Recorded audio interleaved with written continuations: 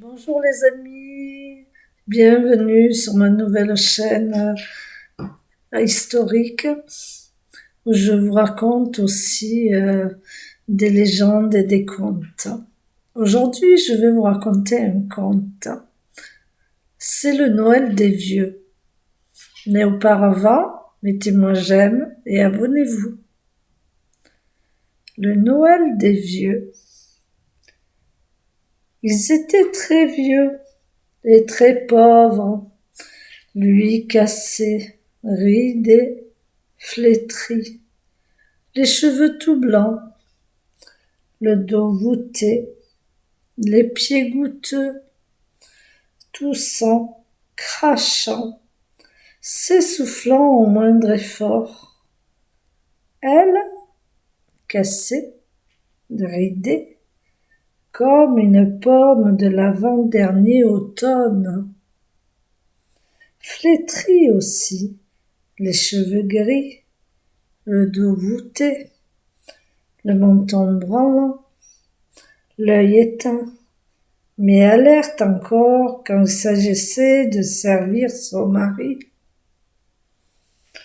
Car il s'aimait autant qu'au premier jour. Ces deux époux arrivaient ensemble aux limites de l'âge.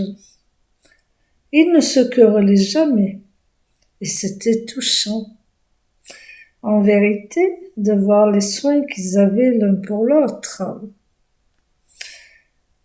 La chambre qu'ils habitaient et qui servait tout à la fois de dortoir, de salle à manger, de salon et de cuisine était plus que modeste.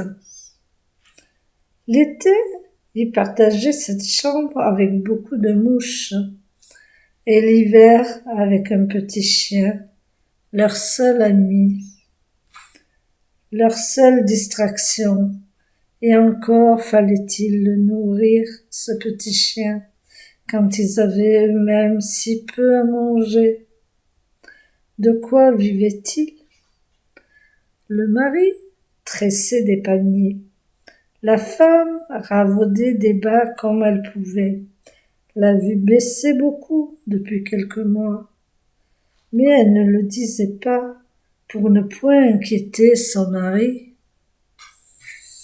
De son côté, le pauvre vieux tremblait de plus en plus. Bientôt ses mains sans force ne pourraient qu'à grand-peine manier la paille et l'osier. Mais il taisait son angoisse. Lui aussi, enfin, de ne pas tourmenter la chère vieille. Comment vivrait-il bientôt? Et Dieu sait combien il fallait peu pour contenter ces pauvres estomacs de vieux. De la soupe le matin, de la soupe le soir, et les jours de fête, un petit hachis de bœuf pour les fortifier. Quand Bernardin, le vieux, voulait faire une surprise à sa compagne, il lui apportait un petit quart de café qu'elle partageait avec lui le dimanche sans perdre une goutte. Quand Bernardine, la vieille, voulait faire une surprise à son compagnon, elle mettait devant lui un petit paquet de tabac et à le regarder fumer béatement sa pipe. Elle éprouvait autant de plaisir que lui. Et si vous aviez vu comment leur petit logis était tenu proprement, tout brillait, depuis les carreaux jusqu'à l'assiette d'étain. Mais Bernardine était essoufflée quand elle avait frotté tout cela. Son bonnet blanc demeurait toujours net, comme sa robe d'indienne en été, de bure en hiver, et comme son tablier de toile. Ils en étaient de même pour Bernardin, dont la houppelande, si usée qu'elle fût, ne montrait pas de taches.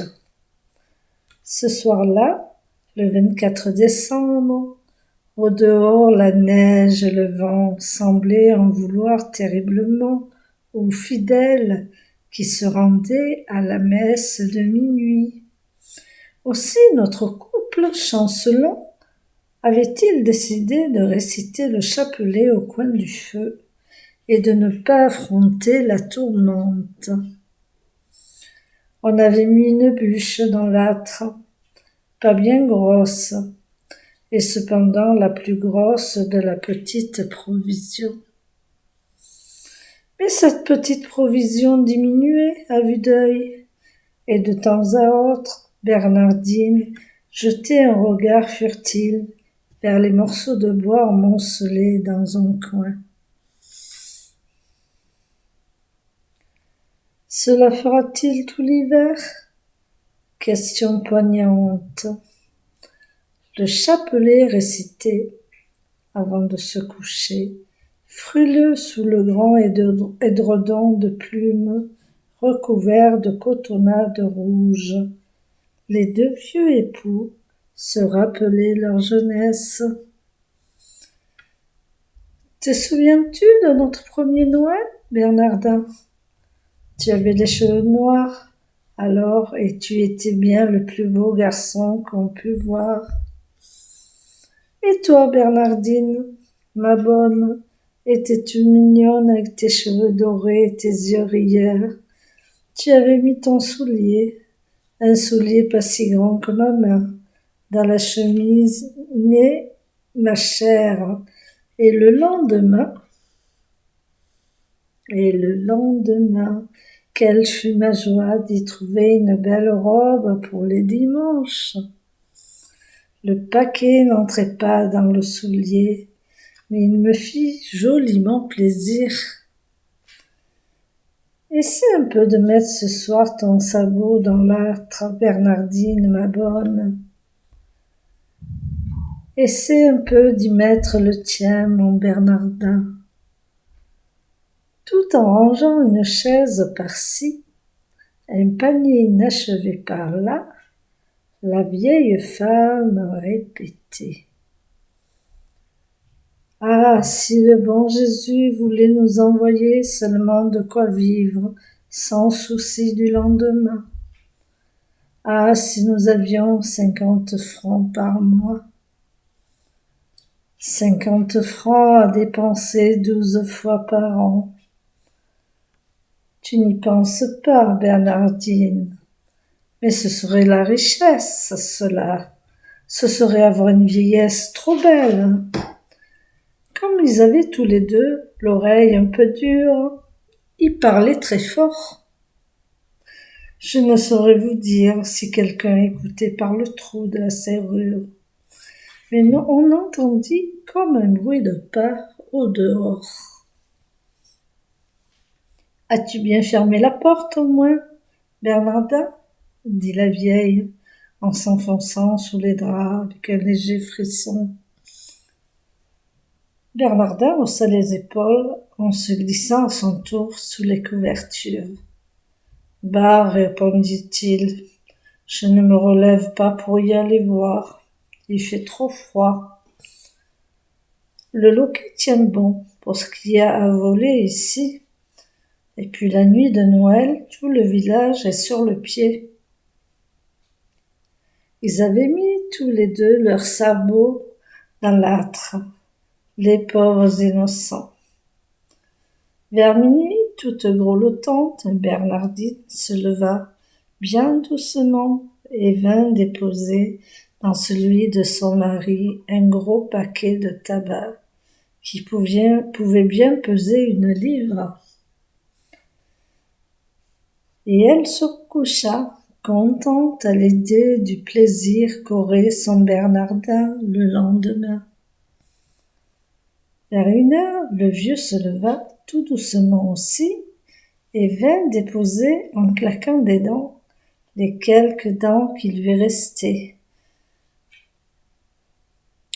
Un gros paquet de café tout frais moulu dans le sabot de Bernardine. Il y en avait au moins 1 livre, pour longtemps alors. Et il se recoucha en se frottant les mains à l'idée de la surprise qu'éprouverait sa femme en allant à la cheminée. Puis il s'endormit à son tour, après 2 ou 3 quintes de tout. Ah oui, avec 600 francs de rente, ce serait le paradis. Mais voilà, c'était un rêve impossible. Et la vue de Bernardine baissait, et les doigts goutteux de Bernardin perdaient de plus en plus de leur élasticité. Vers 4 heures du matin, alors que les réveillons terminaient, chacun s'endormait, satisfait, le loquet de la porte de Bernardin et de Bernardine fut soulevé par une main discrète. La porte roula sans bruit sur ses gonds, et une ombre glissa dans la salle obscure, tâtonna un instant du côté de la cheminée, puis disparut comme était venu. Qui cela pouvait être? Le petit Jésus, sans doute, ou bien un de ses anges. Bernardin et Bernardine n'avaient rien entendu, bien abrités sous les rideaux clos. Nous le répétons, ils avaient l'oreille un peu dure. Le lendemain matin, la tourmente avait cessé. La neige couvrait les chemins, les toits et les fenêtres, et le soleil brillait. Un peu brisé comme le sont les vieillards au réveil, Bernardin alla à la cheminée, pendant que Bernardine se disait en souriant avec malice « Il va trouver son tabac ». Puis, sans attendre, comme il fallait aussi qu'elle se chaussât, elle se dirigea également vers l'âtre pour y chercher son sabot. Ah, cette bonne Bernardine! Ah, ce bon Bernardin! Puis ce furent 2 petits cris de plaisir et un double baiser échangé. Un rouge-gorge qui les regardait derrière la vitre avait l'air de trouver cette scène bien jolie. Mais voilà que du sabot de Bernardin tomba encore quelque chose, un papier plié en 4, et le cher vieux, qui croit une malice de sa femme, le déplie et le lit après avoir mis ses lunettes. C'était un papier timbré qui contenait un acte de donation attribuant une rente de 600 francs au ménage Bernardin. Les 2 vieillards s'assirent, les jambes cassées par l'émotion. Ils ne comprenaient pas ce que cela voulait dire, et ils relisaient sans cesse ce papier. Le notaire, qui reçut leur visite le lendemain, leur affirma que l'acte était bon et valable. Il leur avança même 50 francs pour le premier mois. Bernardin et Bernardine croyaient rêver. Le même soir, une voisine de notre recouple quitta le pays.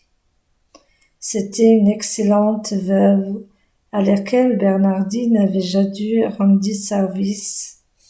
Elle venait d'hériter d'une grosse fortune qu'un oncle d'Amérique lui laissait. Ça se rencontre encore quelquefois, ces oncles-là. Et quand Bernardin et Bernardine lui annoncèrent leur aubaine en lui disant adieu, elle les félicita, mais ne parut pas très étonnée. J'espère que mon conte vous a plu et que vous allez passer une excellente soirée, une bonne nuit.